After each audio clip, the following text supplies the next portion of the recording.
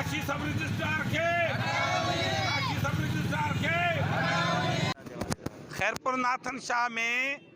सब रजिस्ट्रार जो है जिथे रजिस्ट्रियूं थींदियूं आहिनि ज़मीनुनि जूं जगहनि जूं जिथे रजिस्ट्रियूं थींदियूं आहिनि उते ग़रीब माण्हू पंहिंजा जायदाद वठनि था का ज़मीन वठनि था को घर वठनि था उहो रजिस्ट्री जेका आहे उहा 20 ॾींहंनि में थींदी आहे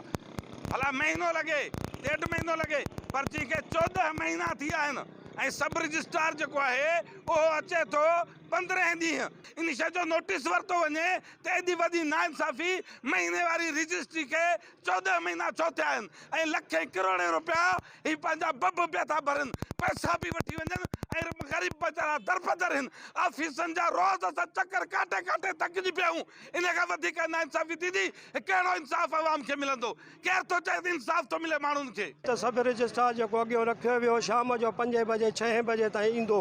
पोइ 10 ताईं 11 ताईं वेठो माण्हुनि जा दस्तावेज़ राति जो टाइम वठे पोइ जेके अचे रखे फिटी करे वञे पैसा रुशवत जा असांखे लखे रुपया वठी हलियो वञे पोइ हुनजी मालिकी दस्तावेज़ न करे अॼु ॾींहं ताईं हुननि जूं सयूं रही पियूं असां केतिरा दफ़ा बि सेक्रेटरी साहब ॾे विया आहियूं उन ॾे बि वियासीं रेवेन्यू बोर्ड में हुननि चयो त हा तव्हांजा कमु कंदासीं पर अॼु ॾींहं ताईं कमु को बि नथो असांजो मुतालबो आहे त मूंखे असांखे हिकिड़े हफ़्ते में पंहिंजा दस्तावेज़ माण्हुनि खे असां पंहिंजा ॾेई असां पंहिंजी जान छॾाए सघूं पोइ निंड चङे नमूने सां करे सघूं रजिस्ट्री थियल आहे साईं वटि उनखे 14 महीना गुज़री चुका आहिनि